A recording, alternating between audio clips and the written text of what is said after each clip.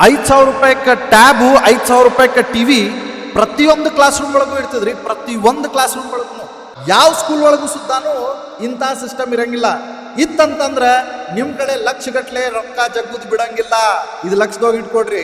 So ಇಂಥ ಆಧುನಿಕವಾದಂತಹ ಶಿಕ್ಷಣವನ್ನ ನಿಮ್ಮ ಮಕ್ಕಳಿಗೆ ಬರೀ 5,000 ರೂಪಾಯಿಗೆ ನಾವು ಕೊಡ್ಲಿಕ್ಕತ್ತೇವಿ ಅಂತಂತಂದ್ರೆ ಎಜುಕೇಶನ್ ನಮಗ ಬಿಸ್ನೆಸ್ ಇಲ್ಲ, ನಿಮ್ಮ ಡೊನೇಷನ್ ನಮಗ ಬೇಕಾಗಿಲ್ಲ. ಪ್ರತಿಯೊಂದು ಕ್ಲಾಸ್ ರೂಮು ಕೂಡ ಇಷ್ಟು ದೊಡ್ಡದಾಗಿರ್ತದ.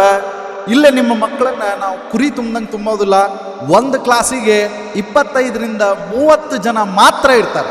ಮಕ್ಕಳಿಗೆ ಇಂಡಿವಿಜುವಲ್ ಕಾನ್ಸಂಟ್ರೇಷನ್ ಬೇಕು. ಅದಕ್ಕೆ ಬಹಳಷ್ಟು ಜನ ವಿದ್ಯಾರ್ಥಿಗಳು ಇರಬಾರ್ದು. ಸೊ ಸಿಂಗಲ್ ಸೆಕ್ಷನ್ ಒಳಗೆ ಮೇಂಟೈನ್ ಮಾಡ್ತೇವಿ. ಎಲ್ಲಾರ್ಗಿಂತ ಇಂಪಾರ್ಟೆಂಟ್ ಅಂತಂದ್ರೆ ಇಂಡಿವಿಜುವಲ್ ಕಾನ್ಸಂಟ್ರೇಷನ್ ಇರ್ತದ. ಕಳಕಳಿ ಸಹಿತವಾಗಿರ್ತಕ್ಕಂತಹ ಶಿಕ್ಷಣ ನಿಮಗಿಲ್ಲೇ ಸಿಗ್ತದ. ಯಾವುದೇ ಕಾರಣಕ್ಕೂ ನೆನಪು ಹಾರ್ಲಿಕ್ಕೆ ಹೋಗ್ಬೇಡ್ರಿ. ಅಡ್ಮಿಷನ್ಸ್ ಡೇಟು ಮುಗಿಲಿಕ್ಕತ್ತಾವ, ಅಡ್ಮಿಷನ್ ಕ್ಲೋಸ್ ಆಗ್ಲಿಕ್ಕತ್ತಾವ.